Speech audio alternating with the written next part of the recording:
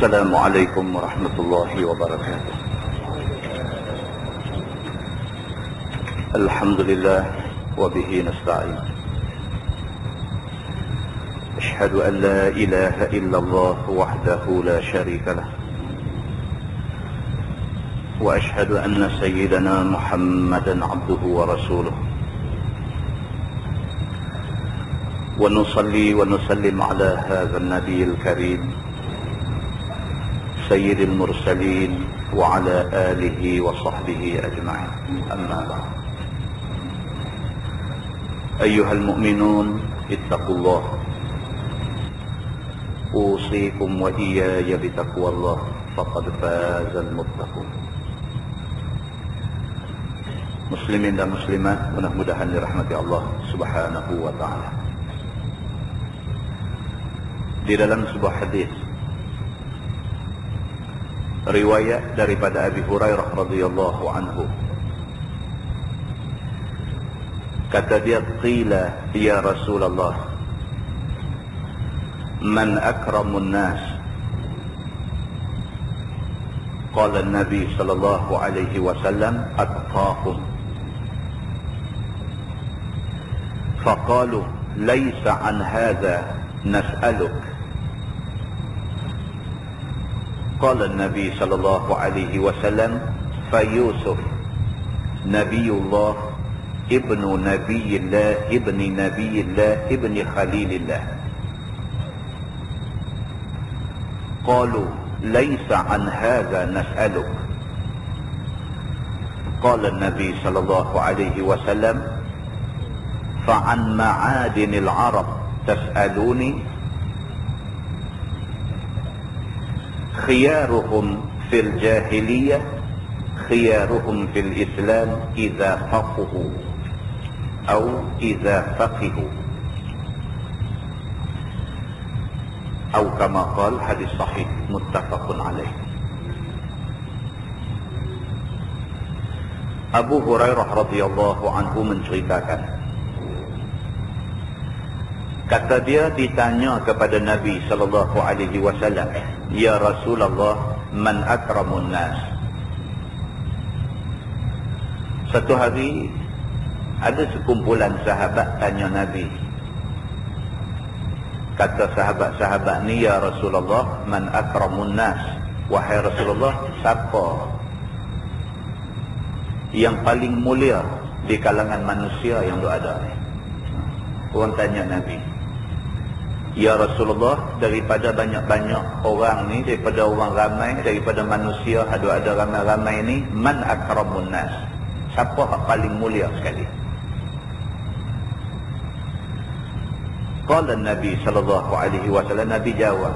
Nabi kata, atqahum. Nabi kata orang yang paling mulia ialah orang yang paling bertakwa. Nabi jawab gitu. Selaras dengan ayat Quran, inna akramakum indallahi atqakum. Sesungguhnya yang paling mulia di kalangan kamu ialah orang yang paling bertakwa di kalangan kamu. Jadi Nabi jawab selaras dengan ayat Quran. Bila sahabat-sahabat tanya Nabi, man akramun nas?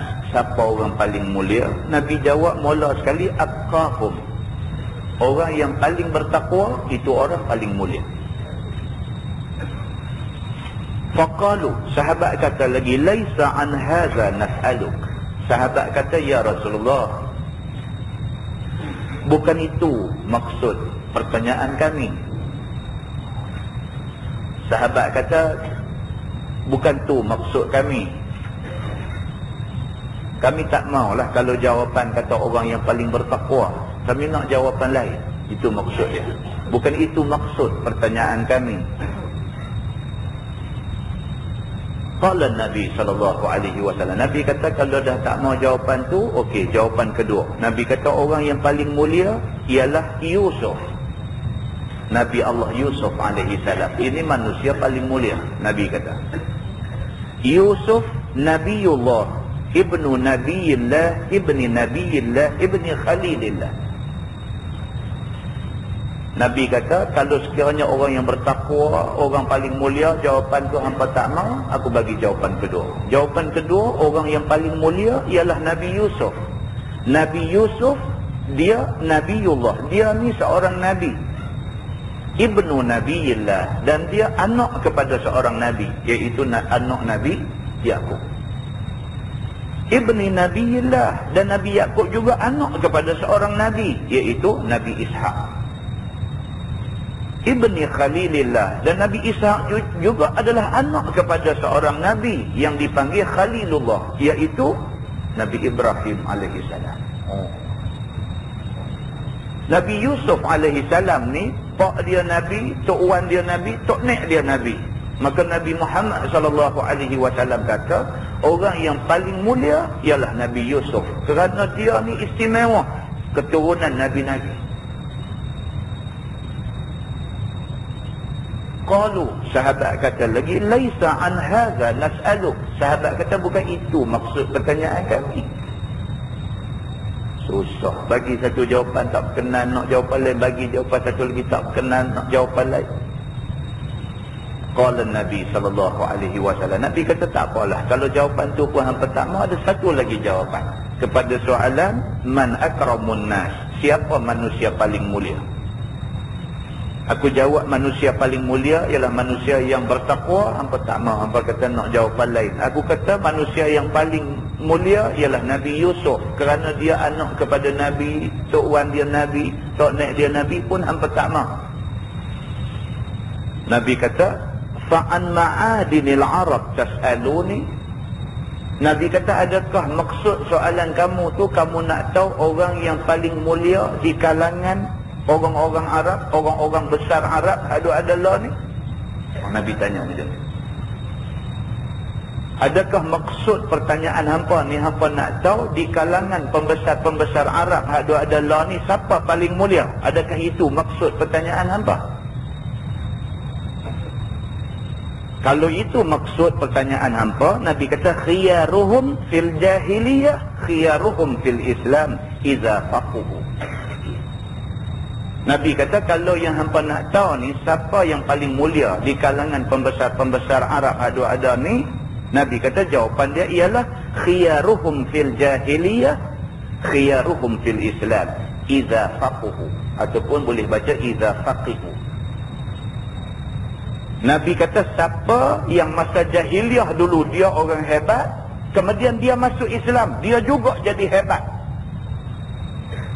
Dan dia jadi hebat apabila masuk Islam ini, idza faquhu, apabila dia faham agama. Maka inilah manusia paling mulia. Siapa yang masa zaman jahiliah dia, zaman dulu, zaman dia tak kenal Islam, dulu dia sansing, lah ni bila dia masuk Islam, dia juga hebat dalam Islam ni, hebat kerana faham dia tentang agama. Maka ini orang mulia, Nabi kata. Dulu dia cukup samsing, rebuih tak empuk, cukup hebat menentang Islam dan sebagainya. Bila dia jadi orang yang faham Islam, dia jadi orang yang cukup kuat mempertahankan Islam. Nabi kata, ini orang sangat mulia. Nabi kata. Baru sahabat senang. Sahabat kata, ni hak kami nak jawapan ni. Hadis itu hadis sahih, muttafaqun alaih. Sepakat ulama mengatakan itu hadis sahih. Daripada hadis ni tuan-tuan, dapat kita faham bahawa faham agama boleh mengubah kedudukan ataupun status seseorang manusia. Faham agama. Bila kita jadi satu orang manusia yang faham agama, faham tentang Quran, faham tentang hadis Nabi, bukan saja faham, bahkan kita cuba untuk melaksanakan kehendak Quran dan hadis Nabi, dilaksanakan dengan kefahaman, kita boleh terangkat darjat daripada darjat yang orang pandang hina, kita jadi mulia di sisi Allah Subhanahu wa taala. Tuan-tuan tengok Bilal bin Rabah, hamba kulit hitam, tidak ada nilai dalam masyarakat. Tapi bila Bilal bin Rabah dapat hidayah Allah Subhanahu wa taala, dia dapat petunjuk Allah, dia jadi orang Islam, dia jadi orang yang sangat sayang kepada Islam, Dia jadi orang yang sanggup mati kerana Islam. Bilal bin Rabah daripada satu orang manusia yang tidak ada nilai keduniaan semasa dia belum Islam, tiba-tiba terangkat derajat Bilal bin Rabah ni pada satu kedudukan menjadi manusia yang sangat dikasihi Allah Subhanahu wa taala. Sehingga kan Nabi SAW semasa Isra' dan Mi'raj, ketika dibawa Nabi masuk ke dalam syurga, Nabi dengar bunyi tapak kaki depan Nabi. Nabi tanya Jibril, tapak kaki siapa ni yang duk bunyi depan aku ni? Jibril kata, itu bunyi tapak kaki Bilal. Itu tanda kemuliaan dia. Yang mengubah Bilal daripada satu orang yang siapa pun tak rasa dia ni orang hebat, orang istimewa, menjadi satu orang yang hebat dan istimewa. Yang mengubah Bilal bukan manusia, tetapi kefahaman dia tentang agama, mengubah derajat dan kedudukan dia jadi manusia mulia di sisi Allah Subhanahu wa taala. Maka Nabi SAW kata, pembesar-pembesar Arab yang dulunya zaman jahiliah dulu, mereka ni cukup hebat dari segi menentang Islam. Bila mereka masuk Islam, mereka jadi orang yang faqih tentang agama, yang faham tentang agama, yang sanggup apa jadi pun kat dia kerana agama. Maka dia adalah orang yang paling mulia di kalangan manusia yang ada. Muslimin dan muslimat yang dirahmati Allah sekalian. Daripada hadis itu juga dapat kita faham bahawa hari ini kalau kita nampak satu orang ni nampak gedek-gedek satu macam dengan Islam, kita jangan terus tolak dia masuk parit, anggap dia orang yang tak berguna. Kerana mungkin hari ini dia gedek-gedek lawan Islam, satu hari esok dia menjadi satu orang yang sanggup mati kerana Islam. Umar Al-Khattab pun macam tu. Bila dia dapat hidayah Allah, dapat petunjuk Allah, dia menjadi manusia yang mulia di sisi Allah Subhanahu wa taala.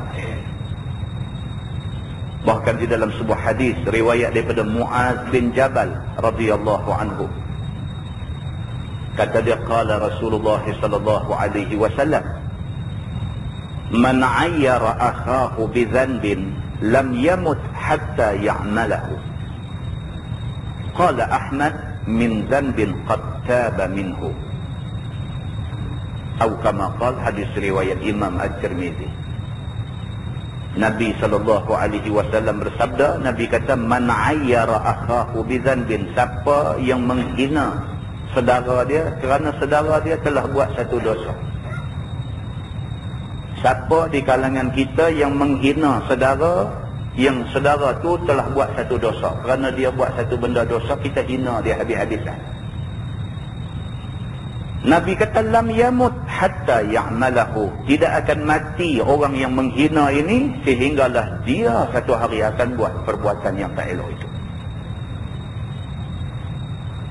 Siapa yang menghina satu orang kerana orang tu buat satu dosa, dia hina habis-habisan.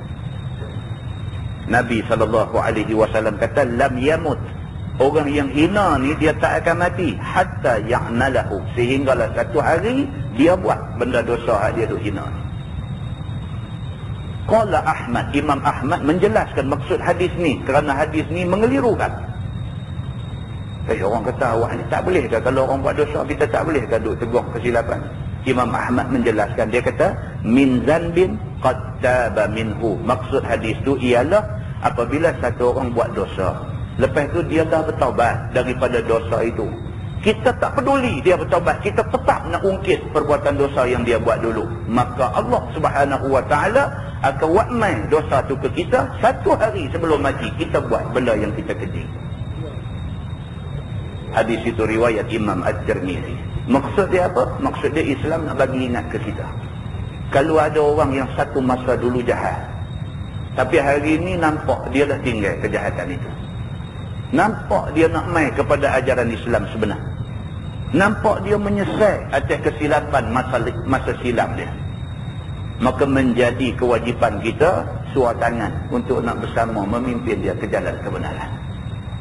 Tapi kalau kita jadi manusia yang tak boleh lupa dosa yang dia buat dulu, kita terus mengecam, menghina dan mencaci dia, Nabi SAW kata, lam yamut hatta ya'malahu, kerana kita tak boleh terima orang ni bertaubat sedangkan Allah lagi menerima taubat dia. Kita siapa? Kita tak mau terima taubat dia. Allah Subhanahu wa taala akan buat mai benda dosa, kita akan buat benda tu sebelum kita mati. Na'udzubillah min dzalik. Muslimin dan muslimat yang dirahmati Allah sekalian. Dan sebuah hadis riwayat Abi Ya'la Shaddad bin Aus radhiyallahu anhu anin Nabi sallallahu alaihi wasallam qala al-kayyis man dana nafsahu wa 'amila lima ba'da al-maut wal 'ajiz man atba'a nafsahu hawaha wa tamanna 'ala Allah atau kama qala, hadis riwayat Imam At-Tirmizi. Abi Ya'la ataupun nama dia Shaddad bin Aus radhiyallahu anhu menceritakan, kata dia Nabi sallallahu alaihi wasallam bersabda. Nabi kata al-kayyis, yang dikatakan orang cerdik itu ialah man dana nafsah, orang yang sentiasa muhasabah diri dia. Tuan-tuan, hadis Nabi ni kita baca dia kejap, dia kejap. Nabi cakap pendek aja, tapi makna dia tu dia sampai ke dalam. Ringkas aja hadis. Nabi kata al-kayyis, yang dikatakan orang cerdik, orang bijak tu ialah man dana nafsah, iaitu orang yang sentiasa muhasabah diri dia. Bukan orang yang sentiasa meneropong kesalahan orang lain, tetapi orang yang bijak itu ialah orang yang sentiasa muhasabah diri dia. Aku ni terang mana? Kemarin 24 jam Allah bagi aku hidup, apa aku buat kemarin? Hari ni Allah bagi lagi dekat aku masa sampai lah ni pukul 8.30 ni, apa dah benda baik yang aku buat hari ni? Dia muhasabah diri dia. Hari ni ada tak kita buka Quran baca? Kemarin habis sehari ada tak sehari kemarin kita buka Quran baca? Muhasabah diri. Al-kayyis, Nabi kata orang yang cerdik, yang bijak, man dana nafsah, orang yang sentiasa muhasabah diri sendiri. Wa amila lima ba'dal maut, dan orang yang cerdik ialah orang yang sentiasa beramal untuk bekal selepas mati dia. Itu orang cerdik. Dia tak tahu dia nak mati bila, apapun buat amal dulu. Kalau nak mati saat lagi pun kita dalam keadaan duk siap bekal, duk siap amalan untuk hadapi mati. Wal ajiz, Nabi kata sedangkan orang yang lemah, orang yang koman ni ialah man atba'a nafsahu hawaha, orang yang turut nafsu dia. Ini orang lemah, turut nafsu. Wa tamanna 'ala Allah, dan dia sentiasa doa angan-angan nak mendapat keampunan Allah, nak dapat syurga Allah, sedangkan dia tak ada usaha untuk nak mendapat keampunan dan juga anugerah keamanan daripada Allah Subhanahu wa taala. Ini lemah. Doa ni sentiasa minta, ya Allah jauhkanlah aku daripada azab api neraka, ya Allah masukkanlah aku ke dalam syurga. Doa saja, semayangnya tidak. Doa saja, dosa hari-hari duk susun buat tak berhenti-henti. Maka dia ni tamanna 'ala Allah, dia ni sentiasa duk harap benda yang hebat-hebat daripada Allah, sedangkan amalan tidak ada. Hadis riwayat Imam At-Tirmizi. Muslimin dan muslimat yang dirahmati Allah sekalian, 3 hadis yang kita baca cukup untuk kita buat mukadimah kita pada malam ini. Kita muhasabah diri kita dengan disesuaikan pada hadis-hadis yang kita baca tadi. Kita tengok di mana kedudukan kita di sisi Allah Subhanahu wa taala. Mudah-mudahan Allah bagi petunjuk, taufik dan hidayah kepada kita semua insya-Allah. Kita menggunakan Bahrul Mazi jilid 17.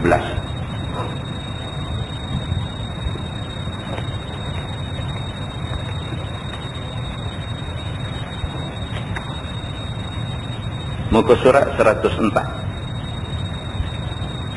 Jilid 17, muka surat 104.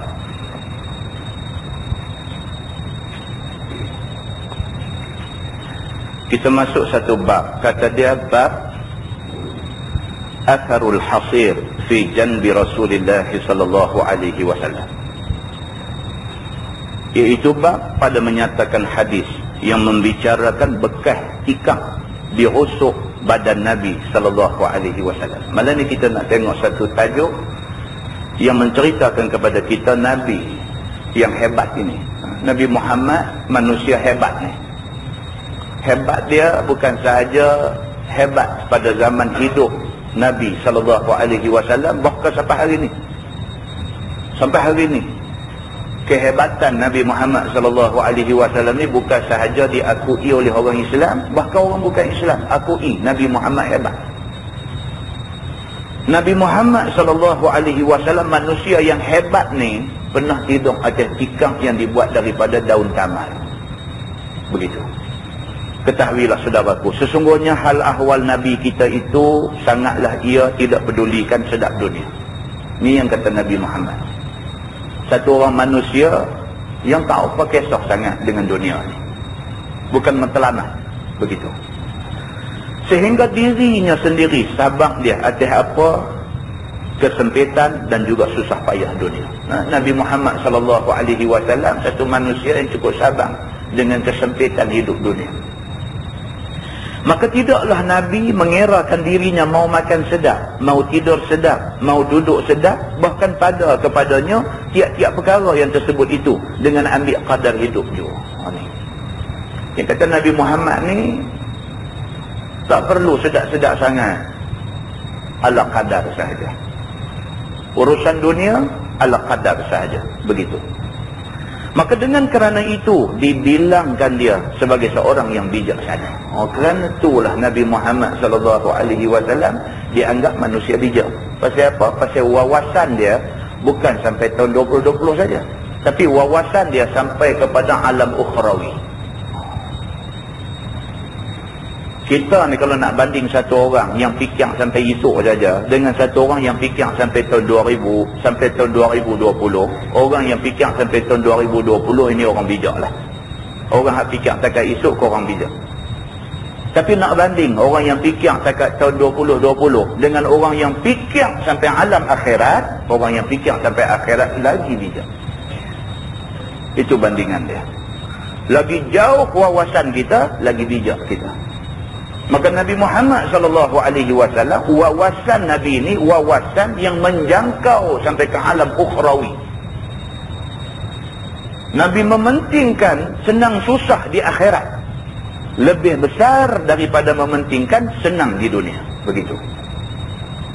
Maka tidak dia hidup kerana makan dan kerana bersedap-sedap di dunia ini, bahkan hidup sebentar menuntut bekal akhirat, tempat negeri yang berkekalan. Itu matlamat jelas bagi Nabi. Matlamat kita akhirat. Sebab di dunia ni habis panjang umur pun 130 tahun mati. Tapi akhirat esok bangkit saja kita di padang mahsyar, bangkit tu bangkit tak mati dah sampai bila-bila. Maka memikirkan tentang hidup yang tak akan jumpa mati itu lebih utama daripada fikir tentang hidup yang satu hari nak mati. Begitu. Maka jika lo beradab kepada menuntut sedap dunia, maka tentulah tergendala menuntut bekal akhirat. Kita kalau duduk fikir dunia tak habis-habis, akhirat tentu sangkut. Dunia ni tak habis, kerja atas dunia ni tak habis. Habis satu dia main 5 lagi, habis 5 dia main 50 lagi. Tak habis, kerja atas dunia ni tak habis. Macam rumah kita di kampung tu, duk tambah rumah ni tak habis sampai mati. Rumah dapur tak siap lagi, duk tambah rumah. Tambah seorang anak, tambah satu bilik. Tambah seorang anak, perbesar ruang ni. Tambah satu anak, dapur tambah sikit di belakang. Tambah lau ayam perbesar sikit lagi. Tambah kandang lembu perbesar. Tak habis kerja atas dunia, tak habis. Mana ada habis kerja atas dunia? Kalau kita nak nanti selesai kerja baru nak main mengaji, tak mengaji sampai mati. Tak mengaji, kerja tak habis. Oh, mereka kata ni nak pencen 2 bulan lagi ya, lepas ni boleh mula mengaji. Dah. Dia pencen, dia start kerja lain pula. Tanya orang yang dah pencen. Dia duk kata saya ni duk kerja ni bukan tak mau pergi mengaji ustaz, tak dan dia kata. Terus teringat juga nak pergi mengaji ni, tapi tak dan lah dia kata. Tengoklah saya pun tak lama dah, dia kata tak dan nak akhir tahun ni pencen lah. Saya nak pulun betul. Tak dan pulun, tak dan pulun. Minggu depan nak pencen anak Kuala Lumpur telefon lah. Dia kata ayah pencen ni mai duduk rumah saya dah. Tak jadi. Kerja atas dunia ni tak habis. Maka kalau nak tunggu tak ada kerja, tak akan jumpa waktu kita tak ada kerja, melainkan tergendala akhirat kita. Dengan kerana itu, tidaklah Nabi SAW rugikan peluang walau seminit sekalipun, melainkan di dalamnya amal yang menjadi bekal akhirat. Nabi dia tak lepas peluang, walau seminit Nabi akan manfaatkan untuk akhirat dia. Maka di sini telah dikeluarkan oleh Imam At-Tirmizi satu hadis yang memberi khabar bahawasanya tanda Nabi kita tidak peduli dunia.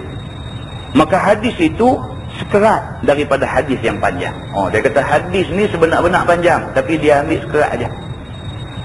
Iaitu kata dia, an Umar bin Al-Khattab radhiyallahu anhu qala, dakhaltu ala Rasulillah sallallahu alaihi wasallam fa idza huwa muttaki'un ala ramali hasir fara'aitu atharahu fi janbihi. Dia kata, diriwayatkan daripada seorang sahabat Nabi SAW, iaitu Amirul Mukminin Umar bin Al-Khattab radhiyallahu anhu. Katanya, telah masuk aku kepada Nabi SAW pada masa ia berkelahi dengan sekalian isterinya. Nabi pun bergaduh juga dengan isteri. Dicerita hadis ni. Sayyidina Umar Al-Khattab, dia kata dia pergi nak jumpa Nabi. Kebetulan dia kata hari dia pergi tu Nabi ada sikit krisis dengan isteri-isteri dia. Krisis sikit. Sayyidina Umar pun sama. Ada juga hadis yang menceritakan satu orang sahabat bergaduh laki bini sampai nak pergi jumpa Sayyidina Umar. Nak minta Sayyidina Umar pun boleh bagi nasihat macam manakah. Pergi dengar Sayyidina Umar tengah kena marah dengan bini dia. Dia kata cancel lah. Aku nak main tanya pandangan dia, pasal aku ada masalah dengan isteri aku. Aku pergi tengok, bagus bini dia bersyarah kat dia. Kalau dia pun kena marah dengan bini dia, baru sopang aku. Dia kata, tak payah pergi. Jadi maksudnya tuan-tuan, bukan dia nak cerita buruk, tapi dia nak cerita, kata itu manusia. Innama ana basyarum mithlukum yuha ilai. Nabi kata, sesungguhnya aku ni manusia macam kamu juga. Cuma lebih aku diwahyukan oleh Allah dengan Quran. Oleh kerana Nabi manusia, maka Nabi juga makan, Nabi juga minum, Nabi juga beristeri, Nabi juga kadang-kadang menghadapi masalah di dalam rumah tangga. Tetapi masalah itu untuk dijadikan contoh kepada umat dia. Dia tak macam masalah kita. Maka Sayyidina Umar Al-Khattab, dia kata dia nak pergi rumah Nabi. Kebetulan dia pergi kena hari itu, Nabi ada sikit krisis dengan isteri-isteri Nabi. Dan berasing duduk Nabi SAW daripada mereka itu pada satu tempat hampir dengan mihrab masjidnya. Nabi SAW oleh kerana ada sikit pergeseran dengan isteri dia, maka Nabi pun bawa diri pergi tidur di masjid, tidur dekat dengan mihrab masjid. Manusia biasalah. Tahu orang Allah ni kalau ada sikit bertengkar apa sikit dengan bini dia, start motor pergi kedai kopi. Kan minum ayah bagi lambat-lambat sikit. Bagi sejuk. Bukan bagi kopi sejuk, bagi dia sejuk. Kan? Kalau duduk tunggu tak lagi, kita boleh duduk dengar tak jawab. Orang perempuan saja duduk royok kata yang tu kata ni, kita tak jawab, dia main duduk tolak bau kita. Kita tak jawab juga, dia main dia ni. Kan? Turun bis tak mutu bang. Kalau gagah tunggu juga, dia duduk bersyarah juga. Kam kata karate meja, ambil. Meja pun jahanam, tangan aku pun sakit, baru hantar nak berhenti, video teriak penyuruh dapur seorang-seorang. Jadi sebelum meja tu dimusnahkan, tak mutu pula. Kelih buat apa abang masa. Nabi SAW pun ada sikit masalah biasa dengan isteri.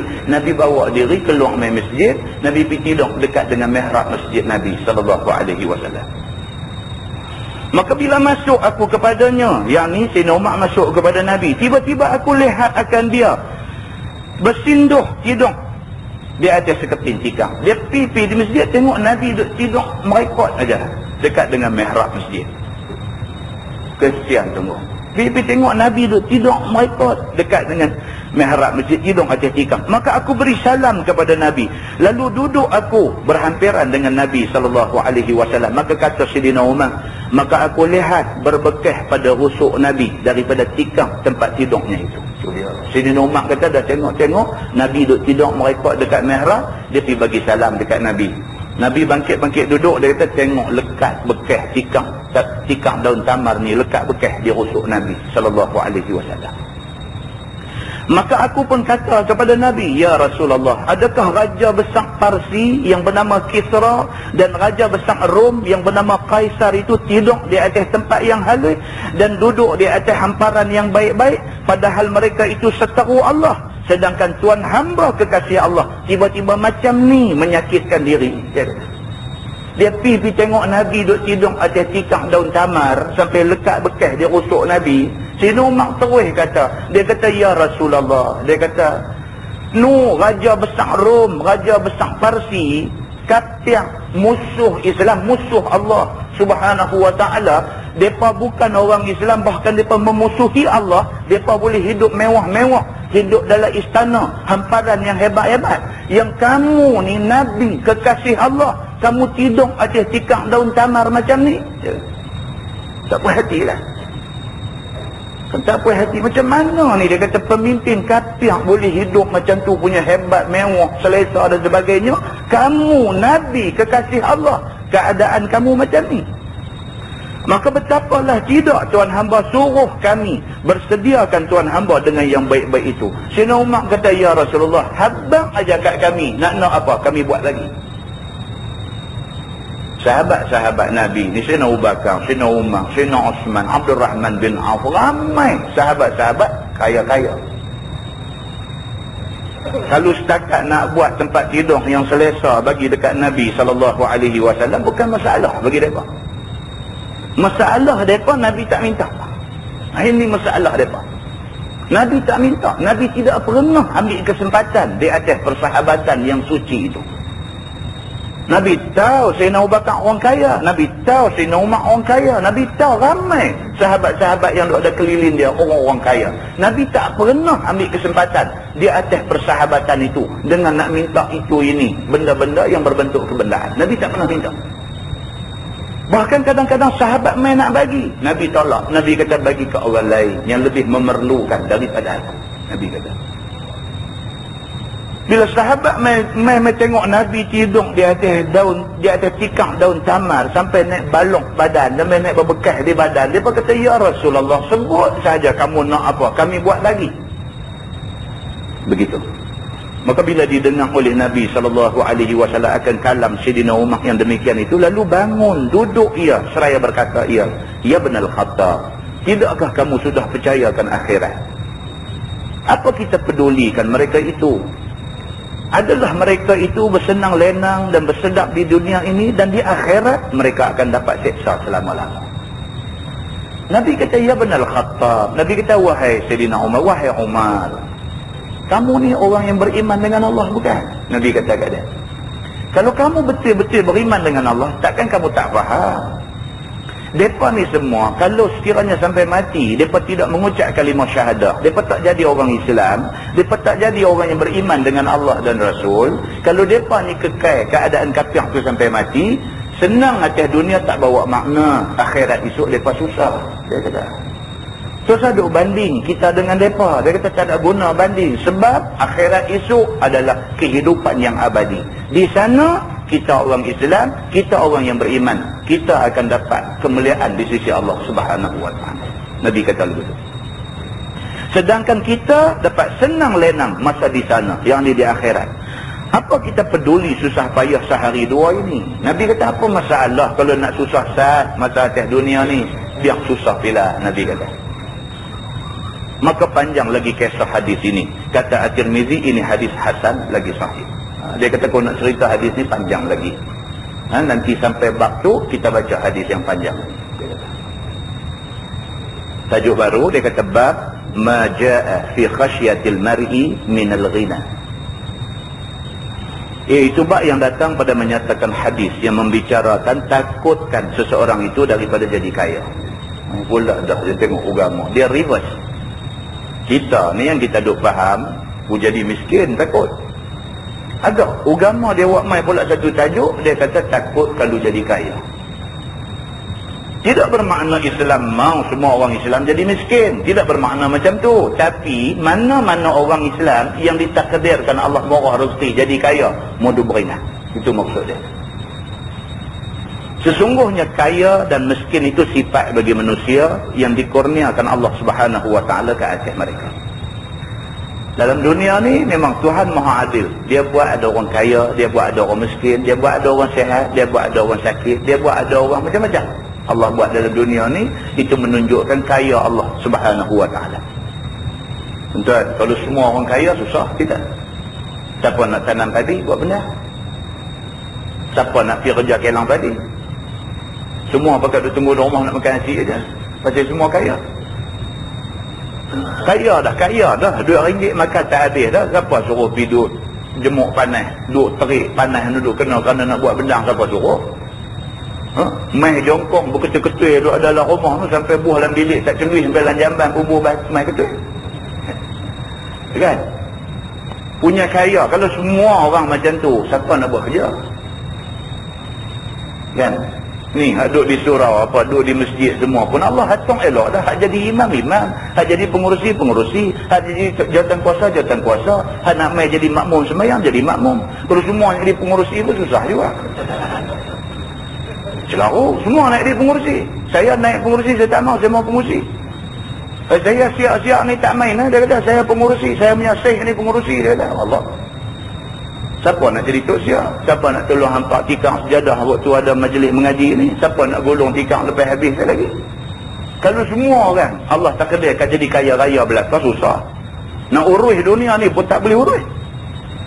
Kalau di sekolah tu ada pengetua, ada guru usang, ada cikgu-cikgu, ada tukang kebun, ada masing-masing peranan. Semua berkat jadi pengetua. Itu menunjukkan kaya Allah. Kaya Allah Subhanahu wa ta'ala diatur betul dah. Memang nak bagi jadi cantik dalam masyarakat ni, maka Allah takdirkan benda-benda yang macam ni. Kalau ditakdirkan kita ada anak 5 orang, anak kita seorang ni mengaji tak boleh. Tak usahlah duk cari pelepah nyok duk balon nanti belakang dia sampai patah-patah tulang pasal mengaji tak boleh. Memang dia tak boleh. Bukan dia tak mau mengaji, bukan dia malas. Punyalah yang mata belenang duk pegang buku baca, dia takut kena balul dengan pak dia. Dia tengok saja, dia tak faham buku tu. Dia tak boleh. Kita ikhtiar, kita bagi dia mengaji, kita bagi tuition kat dia, kita hantar dia pergi sekolah, kita bagi nasihat kat dia. Kalau dah sampai habis usaha dah, nampak dia memang jenis tak boleh, terimalah hakikat. Dia ni ditakdirkan jadi macam ni. Terima hakikat, sayang dia dengan keadaan dia yang macam tu. Manfaatkan dia kot lain. Dia ada peranan dalam masyarakat tu. Ada baca buku tak boleh, ada apa tak boleh tu, dia ada peranan dia dalam masyarakat. Dan peranan dia ni penting. Kalau tak ada orang macam tu, pincang masyarakat. Ini yang dikatakan kaya Allah. Kaya Allah Subhanahu wa ta'ala, dia bagi rata elok semua. Begitu. Maka kedua-dua sifat itu boleh datang keduanya pada satu-satu orang manusia itu dengan berganti-ganti dan bertukar-tukar. Saya kata kaya miskin ni boleh jadi berganti-ganti, boleh jadi bertukar-tukar, dan boleh berkekalan mana-mana satu. Yang ni terkadang-kadang dijadikan Allah dia kaya dahulu, kemudian jadi miskin dia. Ada macam ni dalam masyarakat. Pernah dah jadi satu orang jutawan dalam masyarakat, satu tengok duk tanam cendawan belakang rumah. Habis dah, kaya dia Tuhan tarik balik dah. Tuhan bagi dia kaya, dia pernah rasa jadi orang kaya sat, tiba-tiba jadi miskin. Dan terkadang-kadang dijadikan Allah dulunya miskin, kemudian jadi kaya. Ya, ada ni pun ramai. Dulu miskin lah, Allah yang mengetahui miskin dia ni. Umur dah 50 dah, baru boleh beli kereta Mazda 808. Kan? Ingat? Orang panggil Mazda 808 dia baru pergi. Kan? Umur dah 50 lebih dah. Pendek kata duk fikir aku ni tak rasa dah. Kata macam mana kan dah di umur 50 lebih tu tak tahu boleh anak-anak mimpi apa ke pakai dapat bonus main bagi-bagi lepas 5,000 boleh beli Mazda 808. Jadi satu orang yang ada kereta Mazda 808 umur 50 lebih dah. Tak dan nak sampai umur 60, tak tahu macam mana ke tak tahu. Start daripada jual kuih karas aja. Start tu. Tengok jadi orang kaya. Bawa kulung Harrier pula tu biji. Dia apa kata kasar dia ni. Dia kata kan Allah ubah dia. Allah pernah bagi dia miskin, kemudiannya Allah bagi dia kaya. Ada orang Allah bagi dia rasa kaya sat, Tuhan rentak balik jadi miskin balik. Ini kaya Allah. Allah bagi manusia jadi macam-macam. Terkadang-kadang Tuhan jadikan dia kaya daripada awal sampai akhir hayatnya. Ada juga macam tu. Beranak-beranak tu ada timbunan kekayaan. Sampai dia tak tahu yang kata miskin ni macam mana. Tak tahu. Beranak-beranak keluar mai tu duduk dalam mahligai istana besar. Tak gaduh susah payah buat apa. Duit duduk mai. Tak tahu nak belanja duit ni. Tak tahu nak buat apa. Sampai habis umur dia kekal sebagai orang kaya. Ada yang Tuhan takdir macam tu. Dan terkadang-kadang ditakdirkan Allah miskin daripada awal sampai mati miskin. Ada juga yang macam tu. Ini kita boleh tengok dalam masyarakat kita, depan mata kita. Semua hak dia sebut ni berlaku. Begitu. Dia kata maka miskin dan kaya pada satu-satu orang itu tidak menjadikan senang dan payah pada seorang yang tahu dan terpelajarkan hukum Allah serta diamalkan dia. Dia kata kita, kalau kita reti agama, kita satu orang yang faham agama, Tuhan bagi kaya pun kita reti nak hidup macam mana, Tuhan bagi miskin pun kita reti nak hidup macam mana. Tak jadi masalah kepada kita. Kaya miskin ni tidak jadi masalah kepada kita. Jadi kaya pun, kaya tak sampai menjahanamkan kita. Miskin pun tidak sampai mengkufurkan kita dengan Allah Subhanahu wa ta'ala. Kalau kita ada ilmu agama, kita faham ilmu agama, Tuhan bagi apa pun kat kita, kita reti nak buat macam mana. Maknanya ilmu agama ni cukup penting bagi manusia. Begitu. Kerana orang yang tahu dan orang yang beramal itu, apabila dia miskin, tidak ia gelisah dan keluh kesah dengan sebab kesusahan dan juga kesempitan miskinnya itu. Kalau ditakdirkan dia miskin, hidup sempit pun, tak sampailah nak jadi dia ni gelisah, keluh kesah sampai nak bunuh diri dan sebagainya. Tak ada. Tak sampai macam tu. Bahkan sabak dia dan tanggung ia dengan suka reda apa yang diletakkan Allah ke atas dirinya. Tuhan bagi apa pun dia reda. Tuhan bagi dia lapang hidup, bagi murah rezeki kat dia pun dia reda. Allah tarik balik pun dia reda. Dia menyaga satu ketika dulu maju jadi kaya raya, dia reda, dia tak lupa diri. Satu hari menyaga jatuh, merosot dan sebagainya, sampai tak ada duit hutang merata, pun dia reda dengan apa yang Tuhan bagi. Dia macam dia juga. Begitu. Dan jikalau orang yang tahukan hukum Allah serta amalkan hukum Allah itu kaya, maka syukur dia kepada Allah dengan lidahnya dan dengan af'al. Kalau dia satu orang yang faham agama, Tuhan bagi kaya, dia syukur kepada Allah. Mulut ni tak habis, alhamdulillah. Mulut ni sentiasa alhamdulillah. Orang mai jumpa dia kata, baguslah ni menyaga maju kan, alhamdulillah. Nampak pergi umrah tiap-tiap tahun lah ni, alhamdulillah. Mulut ni alhamdulillah. Tak ada lain. Cakap besar tak ada, cakap sombong tak ada, apa pun tak ada. Alhamdulillah dia kata. Tuhan bagi semua ni. Cantik dia ni. Maka lidahnya memuji dia akan Tuhan dan suka reda akan pemberiannya dan kurnianya. Reda apa yang Tuhan bagi. Dan af'alnya, yakni perbuatannya itu bersedekah wajib dia. Zakat tak pernah lupa. Dah jadi hidup senang, kaya raya, duit ringgit banyak, zakat sentiasa dikeluarkan. Tak kecoh walau satu duit pun. Bagi ikut yang disuruh oleh agama. Dan berbuat apa yang wajib ke atasnya daripada menghubungkan silaturahim dengan harta itu. Ada duit, dia guna untuk tolong orang. Tolong orang, maknanya hubung silaturahim dengan orang. Kerana orang susah. Tolong, mesti dia kenal. Semua semalam cerita sikit. Malam mengajar masjid Ikan Batu. Dia usaha masjid, cerita pula dah satu lagi kat saya. Itu dia bagi cerita dah bulan lepas, cerita 3 bulan hitam. Malam satu cerita lagi dia bagi. Cerita, dia kata orang jelek kena tipu dengan orang buta. Saya kata banyak cerita lah. Abang main. Satu sekali saya main mengajar, satu cerita bagi kat saya. Ambil pengajaran kan. Satu orang buta mai sekolah, dia kata. Dia ni cikgu sekolah, dia usaha masjid ni mai sekolah. Dengan tongkat putih dia, dengan bawa kacang, bawa apa jual kan. Cikgu-cikgu satu sekolah ni, Allah kesianlah. Orang buta, lepas tu tak minta sedekah. Sudahlah buta, usaha nak cari rezeki. Mai jual kacang sebungkus 5 kupang, sebungkus RM1. Kacang tu patut 5 kupang, jual RM1. Cikgu-cikgu pakat belilah. Sekali dengan beli, sekali dengan ingat nak tolong dia. Habis satu sekolah cikgu pakai beli dia kata. Dah habis tu satu cikgu pula kata jom saya nak bawa pula kata pak cik ni jom pergi sekolah satu lagi pula. Tolong lagi bawa pergi sekolah satu lagi, pergi jual pula di sekolah sana. Dalam perjalanan nak pergi sekolah tu, dia kata, orang buta ni bisik dekat dia. Bisik dekat cikgu yang bawa pergi ni. Dia kata, cikgu tak ada teringat kan nak beli peti air besar ke, nak beli televisi yang besar ke? Dia kata, ni orang buta ni kasang ni bukan jual kacang saja. Bukan jual kacang saja, nampak dengan peti air televisi pun jual juga kan. Dan dia kata, kalau nak beli peti air 2 pintu, peti air besar dengan televisi yang besar ni, dia kata, saya bolehlah tolong. Saya ada baik dengan satu pegawai kastam pangkat tinggi punya. Harga murah, dia kata. Cikgu ni pun tanyalah, berapa dia? Dia kata, peti air 2 pintu tu dalam 400 gitu aja. Terkejut dengarlah, yang tu 2,000 lebih.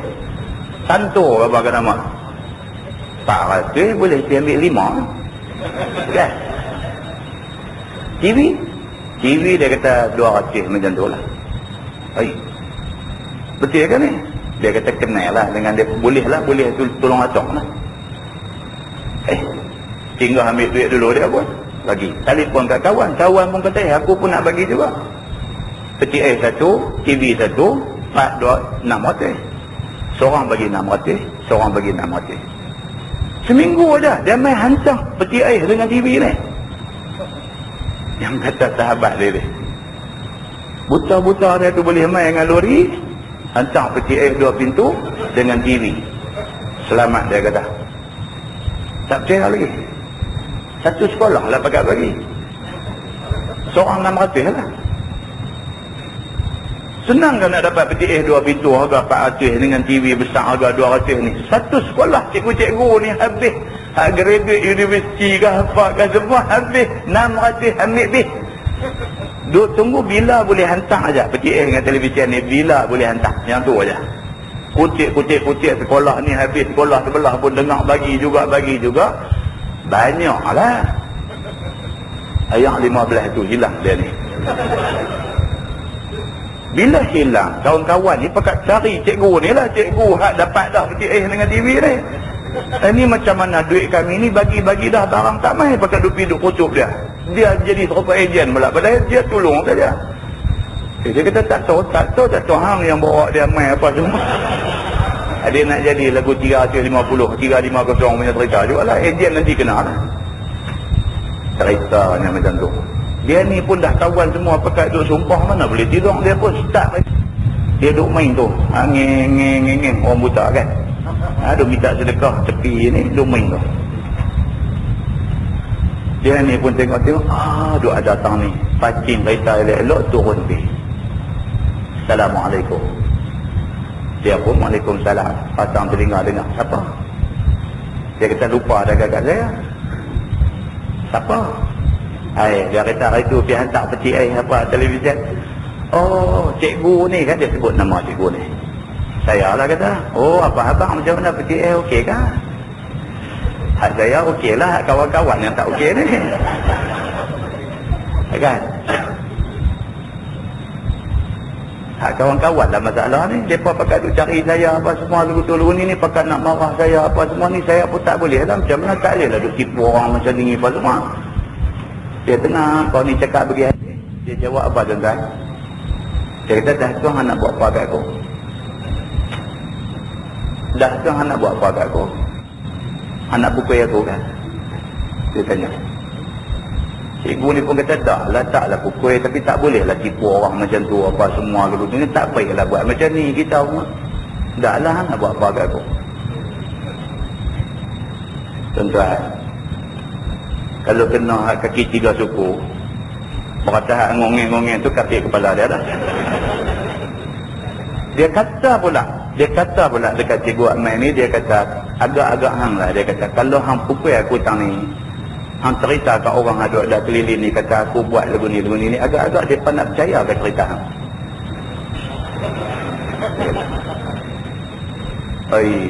Cikgu ni pun tak boleh tahan lah dekat. Geram ni ambo. Awak lah buat macam ni tak baik lah, makan duit orang lagu ni haram lah apa mau. Dah tu nak buat apa kat saya? Dia ada cakap yang tu Dah tu nak buat apa kat saya? Tak apa lah kan.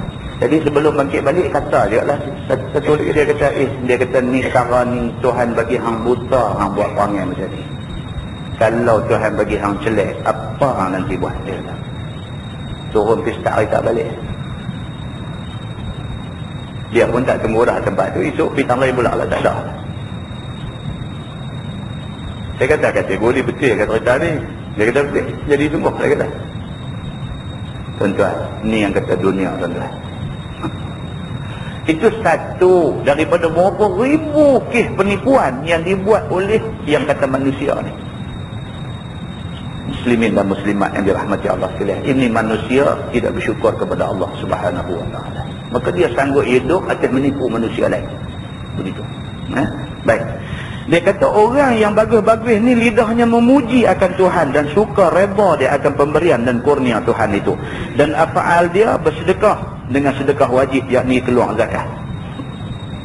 Dan berbuat dia yang wajib atas menghubungkan silaturahim dengan harta itu dan menanggung anak isterinya dan berbuat khairat yang bermacam-macam lagi dan tidak pula ia membesarkan diri. Ini orang yang tahu bahawa apa yang Tuhan bagi ini nikmat, anugerah Allah dekat dia, maka dia tunjuk syukur dia dalam bentuk yang macam tu.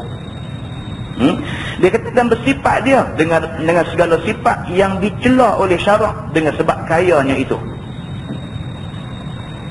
Dan tidak pula dia membesarkan diri dan bersifat dengan segala sifat yang dicela syarak dengan sebab kayanya itu dan tidak menjadikan dia gendala atasnya, menyempurnakan segala yang diperlukan Allah Subhanahu wa taala ke atasnya daripada sembahyang 5 waktu, tidak bergantung hatinya dengan harta dan tidak sayang harta sekira-kira lebih dipelihara harta itu daripada memelihara yang diperlukan Allah Subhanahu wa taala.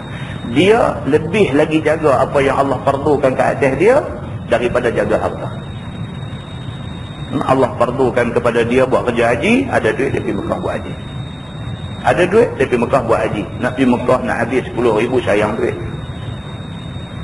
Daripada buang 10,000 kerana nak pergi Mekah nak balik satu title haji yang esok nak bagi susah kita. Ada orang kata lagu tu. Dia tak pergi Mekah lagi awal-awal ni, dia kata pergi Mekah awal-awal sayanglah, dia kata kita muda lagi. Cakap tu makna apa? Makna kata nak haria dulu lah. Dah habis dah tak larat dah hidup ni, masa tu kita pergi Mekah, balik baru kita buat cara baik-baik. Apa salahnya kalau kita pergi awal, dah cukup syarat apa duit ringgit semua dah ada elok, dah pergi bang awal-awal. Pergi buat haji, bila balik tu segan sikit dengan title haji kita tu, lebih terpelihara diri kita. Begitu. Maka itulah jalan orang yang tahukan hukum Allah serta mengamalkan apa kalau kaya dan miskin dia. Ini orang yang reti agama. Jadi macam mana pun dia satu orang yang tetap ingat Allah Subhanahu wa taala. Tetapi yang selalu berlaku dan selalu terjadi pada manusia tak macam tu. Dia kata bahkan apabila miskin ia, kurang sabar ia atas susah payah dan kesempitan miskinnya itu. Maka selalulah ia merampuskan dirinya, tidak dilapangkan Allah dan tidak dikurniakan kesenangan kepada dia. Kebanyakan orang bila miskin dia mula nak melarat. Dia kata yang Tuhan ni pun satu. Dia mula cakap lah. Bukan tak ada dalam masyarakat jenis macam ni. Dia kata yang Tuhan ni pun satu. Bukan tak tahu kata aku susah, aku miskin, aku nak dapat duit ni bukan senang. Duit ada banyak ni, pergi buka menyaga, buat modal menyaga, dia pergi bagi aku lingkup menyaga pula. Dia kata tu yang Cina menyaga kaya-raya, dia kata puak-puak tu katiang, dia pergi bagi lagi kaya. Tuhan ni pun satu. Dia kata. Cakap tu cakap apa? Ini kitab ni dia kata merampus-rampus. Dia kata cakap ni cakap macam orang demam panas, meracau-racau. Dia tak terima tu ujian, kesusahan yang Allah bagi kat dia tu, dia tak boleh terima. Dia tak boleh terima. Dia kata sampai mau ia mencuri dan menipu harta orang. Dia sampai ke peringkat dia nak pergi mencuri, tipu orang dan sebagainya kerana tak boleh tahan dengan miskin dia. Dan memperbuat apa yang ditegah Allah bagi menuntut rezeki yang haram dan mau jadi kaya dengan cara yang haram. Sampai ke peringkat apa pun dia nak dia kaya. Membujuk lalu melentang patah. Kalau perlu menipu, aku menipu. Kalau perlu buat apa, aku akan buat apa-apa saja. Janji aku jadi kaya. Ada orang yang sampai macam ni. Dan jikalau seorang itu kaya, lalu menurut dia akan hawa nafsu kayanya itu, lebih dahulu ia membesarkan diri dan berkerah hati. dan bersungguh-sungguh mencarikan jalan untuk menambah hartanya dan supaya kekal harta dia sampai tidak ingatkan kayanya itu dengan kurnia Allah Subhanahu wa taala dan lupa dia akan Allah Subhanahu wa taala. Bila kaya ada duit sikit, dia mulalah nak jadi keras kepala. Mula nak tunjuk tak entang kat orang. Jadi di satu kampung ni khairat, apa nama Kenuri ni, kampung-kampung duk buat khairat, pakatan orang ramai, pinggan mangkuk lah apalah semua. Siapa Kenuri pergi pakai pinggan mangkuk khairat punya ni, pakatan orang ramai punya. Dia orang kaya. Satu hari Kenuri kahwin anak dia, dipakailah barang khairat ni, barang pakatan orang ramai ni. Bila nak pakai ni dia ada syarat-syarat dia. Kita kena sign satu surat mengaku kalau sekiranya rosak kita kena ganti balik, sama ada ganti barang yang serupa ataupun nilai barang itu. Semualah daripada jam, pinggan, mangkuk, apa semua nu tempayan, buah ayak manis, ayak sirap, apa semua tu kalau rosak kena ganti barang yang sama ataupun senilai dengan barang tu. Dia pakai biasalah adat bila pakai barang pakatan orang ramai ni. Kenuri mamai sampai ribu-ribu orang ni, kawan nu basuh lagu mana keterantuk sikit sumbin dan sebagainya. Bila nak diserah balik, orang yang diamanahkan jaga barang khairat ni, pakatan ni, pegang-pegang mana sumbin buah tepi.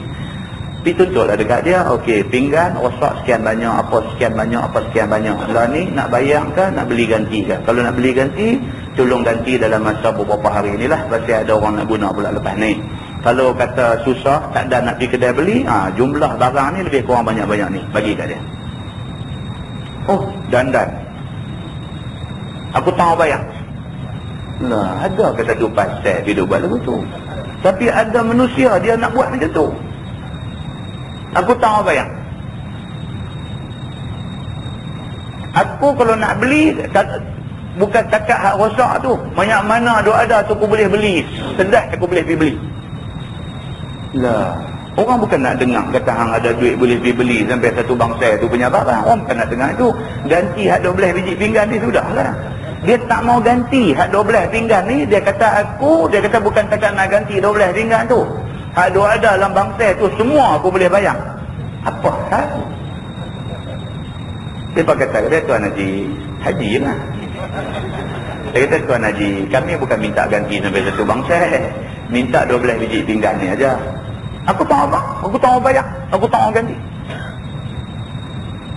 Apa hal ni hampir jadi macam ni? Ni tajuk lagi kita duk baca lah ni. Pasal apa? Bila harta ada lebih sikit dan sebagainya, dia mula nak berkeras-keras hati. Saja nak tunjuk tak mau ikut lagu orang punya keputusan, tak mau ikut. Orang buat keputusan macam ni, satu kampung boleh ikut, dia tak mau ikut. Aku tak ikut lah, apa boleh buat apa kat aku. Dia pergi jadi macam tu pasal apa? Pasal Allah uji dia dengan kesenangan.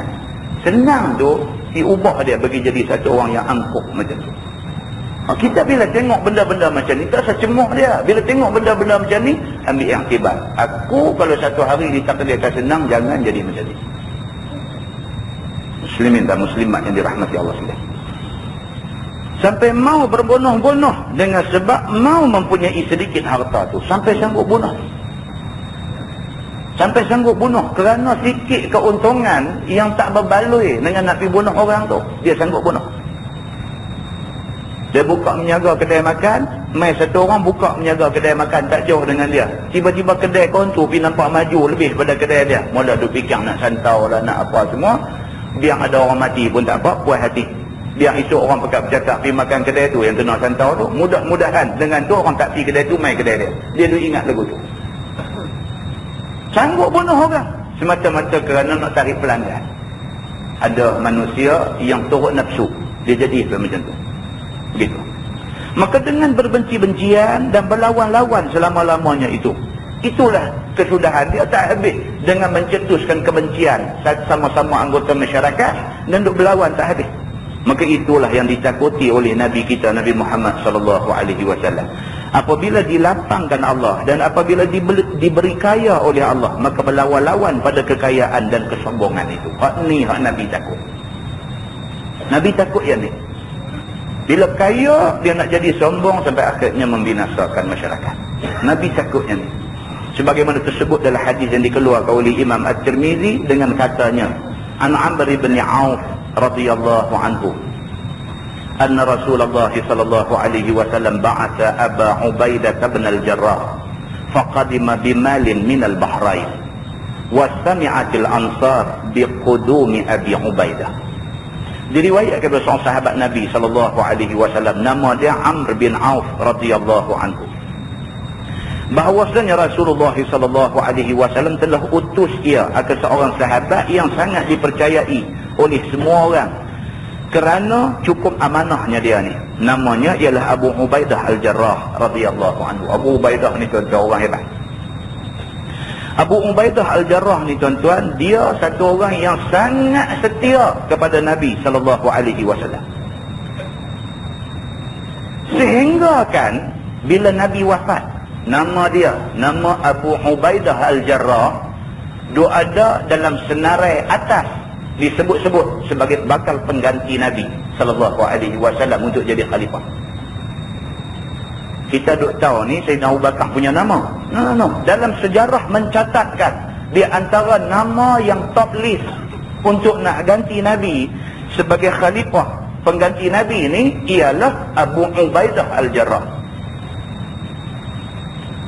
Masa Nabi sallallahu alaihi wasallam pergi turun di dalam perang Uhud, dia ni sat duk depan Nabi, sat duk belakang Nabi, sat duk balik kanan Nabi, sat duk balik kiri Nabi. Ni Abu Ubaidah al-Jarrah ni. Tapi Nabi nak lemah dengan dia ni. Nabi kata, ya Abu Ubaidah, apa hal ni? Dia kata, ya Rasulullah, kalau ada anak panah main, dia kena aku, jangan kena kamu. Dia kata. Abu Ubaidah al-Jarrah ni, Sayyidina Umar al-Khattab, bila orang tanya Sayyidina Umar, wahai Umar, kalaulah Allah bagi dekat kamu masa mustajab doa, apa kamu nak minta? Sayyidina Umar al-Khattab sebelum tu dia tanya sahabat, kalau Allah bagi dekat hampa masa mustajab doa, hampa nak minta apa? Sayyidina Umar tanya sahabat kata, kalau Allah bagi dekat aku satu peluang untuk nak minta apa-apa dan Allah akan mustajabkan, aku nak minta ni, bilik rumah kita duduk ni penuh dengan intan permata. Aku nak guna intan permata yang penuh dalam bilik ni untuk nak dibelanjakan fi sabilillah. Sahabat kata. Umar tanya orang lain pula, hang pula kalau Allah bagi satu peluang mustajab doa, nak minta apa? Dia kata, aku nak minta rumah kita duduk lah ni penuh dengan emas perak. Aku nak guna emas perak ni untuk belanja fi sabilillah. Umar balik kepala, tanya lagi, jawapan lebih kurang sama. Akhirnya dia bertanya Sayyidina Umar, wahai Umar, kalau kamu diberikan masa mustajab doa, apa kamu nak? Sayyidina Umar kata apa? Kalau Allah bagi dekat aku masa mustajab doa, aku nak minta dekat Allah supaya Allah bagi dekat aku orang yang nak tolong aku ni macam Abu Ubaidah al-Jarrah. Dia kata, macam Muaz bin Jabal, macam Salim Maula Abi Huzaifah. Kalau Allah bagi dekat aku masa mustajab doa, aku nak orang macam mereka ni 3 orang.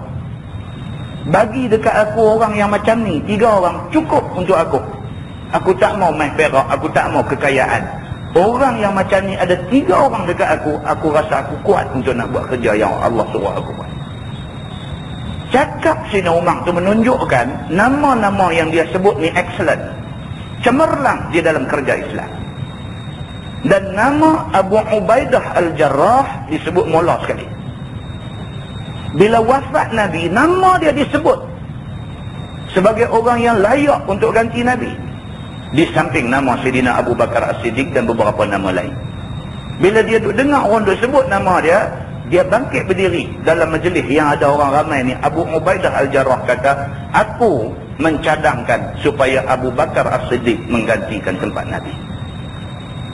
Orang duk sebut nama dia, dia bangkit, dia sendiri kata, aku cadangkan Abu Bakar As-Siddiq radhiyallahu anhu. Tak mau jawatan ni. Masa pemerintahan Sayyidina Umar al-Khattab, dia pimpin tentera pergi ke Palestin. Sebaik-baik saja Abu Ubaidah al-Jarrah sampai di Palestin, Palestin kena wabak taun. Habis tentera duk kena seorang kena taun. Umar al-Khattab bila dengar macam tu, dia hantar utusan dia pergi nak buat balik Abu Ubaidah al-Jarrah seorang. Satu orang sahabat yang cukup setia dengan Nabi sallallahu alaihi wasallam, dah buktikan kesetiaan dia dengan Nabi. dan membuktikan dia satu orang yang cukup amanah hati, cukup ikhlas. Umar tak mau dia mati kena ta'un di Palestin. Umar nak buat balik dia seorang. Dia kata apa kat sini Umar? Dia kata, aku ingat Nabi SAW pesan, kalau sekiranya kita dah duduk di dalam kawasan yang kena wabak, jangan keluar daripada kawasan itu. Dia kata. Dan akhirnya dia mati di Palestin kerana ta'un. Ni yang kata Abu Ubaidah Al-Jarrah ni, dia yang meriwayatkan hadis ni. Dia ni diutuskan oleh Nabi SAW untuk pergi ke Bahrain untuk nak mengutip hasil di sana balik. Maka telah diutuskan oleh Nabi SAW akan Abu Ubaidah Al-Jarrah pergi kepada satu negeri yang masyhur di negeri Iraq dengan nama Al-Bahrain. Maka diutus Nabi itu akan Abu Ubaidah supaya mengutip jizyah ataupun hasil negeri Bahrain itu. Dan adalah negeri itu telah diambil dan telah dimiliki oleh muslimin, oleh orang Islam daripada tangan orang Majusi, yakni isi negeri itu dengan jalan suluk. Islam menguasai Bahrain tanpa berlaku perang, darah titik pun tak tumpah. Penduduk Bahrain yang kebanyakannya agama Majusi sembah api ni, bila tentera Islam sampai tak lawan langsung, semua mengaku kata tunduk kepada pemerintahan Islam. Islam ni tuan-tuan, dia kalau dia memerintah, kemanisan dia bukan saja dilihat tapi dirasai kemanisan dia. Maka penduduk Bahrain semua tunduk. Maka dihantar Abu Ubaidah untuk nak ikutip jizyah daripada sana. Maka pergilah Abu Ubaidah ke sana dengan junjung sebagaimana suruh Nabi SAW itu. Kemudian datang dia balik ke negeri Madinah dengan bawa harta jizyah daripada negeri Al-Bahrain itu, akan sebagai harta yang banyak. Dia pergi ambil kutip-kutip hasil semua, buat balik mai ke Madinah, buat balik harta banyak. Begitu. Dan itulah awal-awal hasil negeri yang banyak yang dibawa kepada Nabi SAW. Bila sampai Abu Ubaidah ke negeri Madinah dengan harta yang banyak itu, dibawanya itu, maka didengarlah oleh orang-orang Ansar akan kedatangannya yang demikian itu. Sahabat-sahabat Ansar di Madinah ni dengar kata Abu Ubaidah balik dah. Kemarin dia balik, dia kata dia baru balik tadi, dia baru balik harta banyak. Begitu. Maka kata Amr bin Auf, fawafau salat al-fajri ma'a Rasulillah sallallahu alaihi wasallam. Maka datanglah mereka itu, sahabat-sahabat Ansar ni, datanglah mereka sembahyang subuh berserta dengan Nabi SAW dengan sempurnanya. Dengan sempurna maksudnya pagi itu ramai. Pagi-pagi biasa ni ada 2 saf saja sembahyang subuh, begitu. Pagi itu tengok-tengok satu macam punya ramai sampai ke belakang. Ini satu perkembangan yang baik, kata. Kan? Jadi ramai sembahyang pagi itu. Falamma shalla Rasulullah SAW insarafa fata'arrabu lahu fatabassama Rasulullah SAW hina ra'ahum. Maka tak kala selesai Nabi SAW sembahyang subuh itu, lalu berpalinglah Nabi nak balik ke rumahnya. Nabi pun tu macam buat trik. Bila habis sembahyang bagi salam, Assalamualaikum warahmatullahi, Assalamualaikum warahmatullahi, sedikit zikir dan sedikit doa. Nabi pun bangkit nak keluar balik lah. Rumah Nabi duk keliling masjid aja. Nabi bangkit nak balik. Begitu. Bila dilihat oleh sahabat-sahabat daripada kaum Ansar itu akan Nabi mau terus masuk ke rumah, maka dihadang mereka itu akan dia. Tengok-tengok Nabi lagu nak bangkit balik. Pakai bangkit di kepung Nabi. Duduk lengkong Nabi. Yang ni semuanya datang berjumpa dan bersalam dengan Nabi. Pagi itu pakai pergi salam semua. Ini nampak lain macam. Maka seraya tertawa Nabi SAW ketika melihat mereka itu datang yang demikian. Nabi bila tengok kelaku kelayak mereka ni, Nabi senyum. Nabi ni orang bijak, tuan-tuan. Sifat Nabi siddiq, amanah, tabligh, fatanah. Nabi ni bijak. Fatanah, Nabi cukup bijak. Dia tengok, dia tahu dah, dia ni akal ke, betul ke. Macam kita dengan anak-anak kita lah. Kita dengan anak-anak kita selalu buat akal lah. Dia tengok, dia tahu lah. Ini pula Nabi SAW, Allah bagi tahu ke Nabi apa benda yang selalu semayang tak ramai sangat. Pagi ni ramai pakat main semayang. Dah sudah ramai, sudah api. Nabi buat nak balik pakat kepung, tak bagi Nabi balik. Tak bagi Nabi balik pula pakat duk buat salam dengan Nabi, buat tunjuk muka, senyum, satu macam. Nabi tersenyum. Nabi faham dah dengan kelaku mereka ni. Summa qala, "Adhunnukum sami'tum anna Aba Ubaidah qadima bi syai'in?" Qalu ajal ya Rasulullah. Qala fa abshiru wa ammilu yasurrukum. Kemudian daripada itu bersabda Nabi SAW bagi mereka itu, aku agak sekalian kamu sudah dengar Abu Ubaidah datang balik kepada kita dengan bawa harta yang banyak. Nabi kata, hampa dengar dah kot, kata Abu Ubaidah balik, tadi dibawa balik harta ni. Nabi kata, cara kata tu. Maka jawab mereka itu, bahkan ya Rasulullah, mereka ni pun betul punya abang, mereka kata sungguh. Kata itu yang main sembahyang subuh. Macam tu abang, kan? Maka telah hamba sekalian dengar akan yang demikian itu sabda Nabi, maka sukacitalah sekalian kamu dan mencita-citalah dan angan-angankanlah apa-apa yang kamu sekalian akan sukai. Nabi kata kalau macam tu tak apalah, berseronoklah, saat lagi aku bagi panggung hamba. Nabi kata tahu dah, hampa yang main ramai pagi ni ada pasal ni. Dia kata senyum ni pun senyum ada makna ni. Saya kata macam tu. Mereka pun kata betul. Nabi kata tak apalah, kalau macam tu saat lagi aku bagilah. Nabi kata, fa wallahi mal faqra akhsha alaikum walakinni akhsha an tubsata ad-dunya alaikum kama busitat ala man qablakum fatanafasuha kama tanafasuha fatuhlikakum kama ahlakatkum. Maka demi Allah, kata Nabi, tidaklah fakir miskin itu yang aku takut atas sekalian kamu. Nabi bagi satu nasihat, yang nasihat ni betul-betul menyentuh hati sahabat-sahabat. Nabi kata tak apa, bahagian yang apa duk cita-cita nak dapat tu saat lagi aku bagi. Nabi kata, cuma satu aku nak beritahu. Nabi kata aku tak takut kalau sekiranya umat aku jadi miskin. Nabi kata, tetapi yang aku takut bahawa diluahkan dan dilegakan dunia atas sekalian kamu. Nabi kata, tapi hak aku takut kalau hampa jadi kaya. Yang tu aku takut. Yang ni jadi kaya dan dapat kesenangan, itu yang aku takut. Sebagaimana yang telah diluahkan atas orang yang dahulu daripada sekalian kamu, daripada orang-orang Yahudi dan Nasrani. Maka jadilah mereka berlawan-lawan dan berebut-rebut akan kesenangan itu, sebagaimana berebut-rebut mereka akan dia. Nabi kata aku takut. Puak-puak Yahudi, puak-puak Nasrani dulu, Tuhan pernah bagi dekat mereka kesenangan. Kerana kesenangan tu, mereka berebut-rebut sampai berbunuh-bunuh sama-sama mereka. Aku takut apa yang dah kena kepada Yahudi, kepada Nasrani dulu, kena kepada hampa semua. Nabi kata. Maka dengan sebab itu, membawa kepada binasa sekalian kamu, sebagaimana binasa mereka dengan sebabnya itu. Nabi kata, aku takut yang ni. Kata At-Tirmidzi, ini hadis hasan lagi sahih.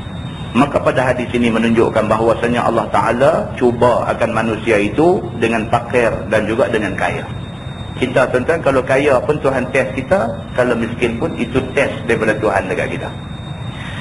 Betapa hamba-hambanya itu berjalan pada masa kayanya, adakah berjalan betul ataupun menyimpang daripada jalan betul. Dan bagaimana hamba itu berjalan pada masa fakirnya, adakah sabar atas kesusahan dan kesempitan itu. Tuhan bagi kaya pun dia nak tengok kita nak jadi macam mana. Tuhan bagi miskin pun Tuhan nak tengok kita jadi macam mana. Kaya, miskin, ujian daripada Allah Subhanahu wa ta'ala. Dan satu hadis seperti yang di atas itu kira-kira maknanya, katanya an Abi Hurairah radhiyallahu anhu qala Rasulullah sallallahu alaihi wasallam, ma akhsha alaikumul faqr walakin akhsha alaikumut takatsur wa ma akhsha alaikumul khata' walakin akhsha alaikumut ta'ammal. Diriwayatkan oleh seorang sahabat Nabi SAW, nama dia Abu Hurairah radhiyallahu anhu. Kata dia, Nabi SAW bersabda, tiada aku takut atas sekalian kamu itu kefakiran. Nabi kata, aku tak takut umat aku jadi miskin. Tetapi yang aku takut atas umat aku ialah berlawan-lawan mereka pada membanyakkan harta. Ini aku takut, Nabi kata. Duk lawan perbanyak harta. Dan berlawan-lawan lebih kemuliaan. Duk lawan nak bagi naik nama. Habislah kalau kena penyakit ni, habis. Dan tiada aku takut atas sekalian kamu itu akan tersalah. Nabi kata kalau umat aku tersalah buat satu benda, dia duk jaga tersalah, satu hari tersilap buat satu benda, Nabi kata tersilap aku tak takut. Dia kata sebab silap, al-insan la yakhlu minal khata' wan nisyan. Nama kata manusia tak boleh lepas, tak boleh sunyi, tak boleh lepas daripada kadang-kadang tersilap, kadang-kadang terlupa. Yang tu biasa. Nabi kata kalau tersilap aku tak ada jadi masalah. Tetapinya yang aku takut atas sekalian kamu itu ialah sengaja dibuat sesuatu yang salah. Nabi kata yang ni aku takut.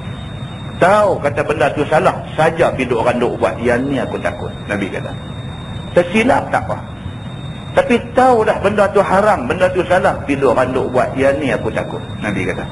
Dan telah meriwayatkan hadis ini oleh Imam Ahmad. Wallahu a'lam. Lepas ini kita masuk bab maja'a fil qana'ah, iaitu bab yang datang ia pada menyatakan hadis yang membicarakan tidak tamah dan tidak halubah.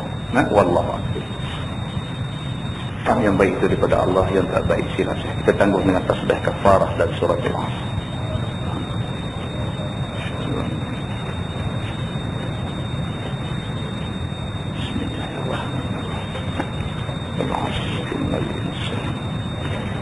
إلا الذين آمنوا.